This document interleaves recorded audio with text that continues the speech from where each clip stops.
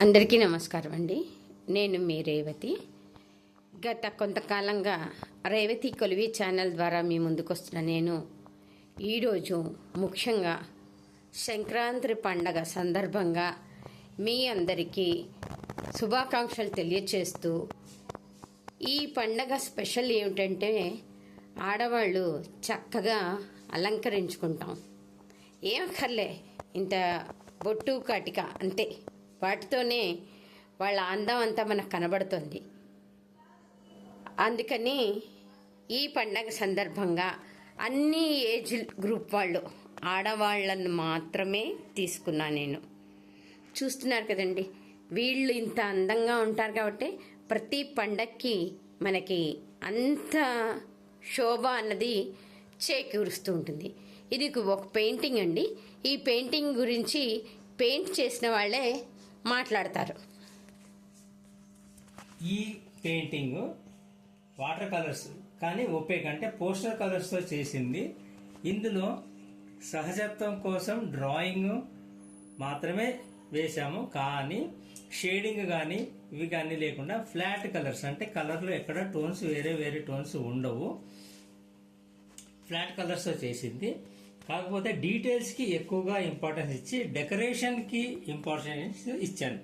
ఇందులో ఈ నగలు కానీ చీరలు కానీ వాటి మీద డిజైన్లు కానీ వీటి కోసం ఎక్కువగా చూపించడం జరిగింది, ఎందుకంటే డెకరేషన్ కనపడాలి కాబట్టి. అలాగే కొంచెం అసహజత్వం ఏంటంటే కొద్దిగా కళ్ళు న్యాచురల్ కంటే కొంచెం పెద్దగా చూపించడం జరిగింది.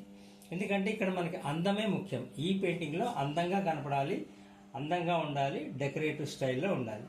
అది ముఖ్య ఉద్దేశం. ఆ ఉద్దేశంతో చేసింది. మీ అందరికీ నచ్చితే తప్పకుండా షేర్ చేయండి, వీడియో సబ్స్క్రైబ్ చేయండి. ఇంకొక పెయింటింగ్ చూపిస్తాం. ఒకప్పుడు మనం అందరం బయట అమ్మమ్మ వాళ్ళు నీళ్ళని మోసుకొని వచ్చేవాళ్ళు కదండి. ఈ మధ్య ఆ నీళ్లను మోసే బాధ తప్పి నల్లాల్లో వచ్చే నీళ్ళే మనం వాడుకుంటున్నాం. కానీ అప్పటి వాళ్ళు ఎలా ఉన్నారు అనేది మళ్ళీ ఒక పెయింటింగ్ ద్వారా మీకు చూపిస్తున్నాము. చూడండి, ఈ పెయింటింగ్ వేసిన ఆయనే ఈ పెయింటింగ్లో ఏమేమి వాడారన్నది మనకి చూపిస్తారు ఇప్పుడు. ఈ పెయింటింగ్ కూడా పోస్టర్ కలర్స్తో మాత్రమే చేసింది. ఇందులో ఓపేక్ ఎఫెక్ట్ కోసం ఎక్కువగా వైట్, బ్లాక్ ఎక్కువగా వాడడం జరిగింది. కారణం ఏంటంటే ఇందులో ఉదయం పూట సన్షైన్ అనేది మనకి ఏటవాలుగా పక్క నుంచి పడుతుంది. ఆ ఎఫెక్ట్ వల్ల మంచి bright sunlight, at the same time bright sunlight ఉన్నందువల్ల షేడ్ కూడా చాలా డార్క్గా ఉంటుంది. అందుకని వైట్ ఎక్కువగా వాడడం జరిగింది. బ్లాక్ కూడా ప్రతి కలర్స్లో మిక్స్ చేసుకుంటూ వాడడం జరిగింది. బ్యాక్గ్రౌండ్లో కూడా ఈ చెట్టు కింద నుంచి ఆమె వస్తోంది, ఈ కిందంతా అందుకని డార్క్గా షాడో, చెట్టు నీడ వల్ల ఇవన్నీ డార్క్గా కనపడుతున్నాయి. ఎండ పడిన చోట బ్రైట్గా ఉండడానికి మళ్ళీ వైట్ ఎక్కువగా వాడాం. అలాగే వెనక బ్యాక్గ్రౌండ్లో ఎండ కనిపిస్తోంది. ఇక్కడ స్కై కానీ ఆకాశం కానీ నీళ్లు కానీ ఇవి కానీ.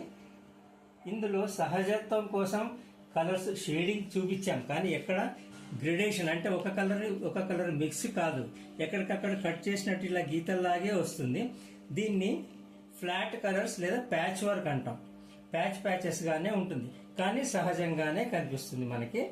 ఇది ఈ పెయింటింగ్లో ఉన్న ఒక స్పెషాలిటీ అనుకోండి, లేదా ఒక విశిష్టత అనుకోండి. దానికోసం ప్రయత్నం చేశాను.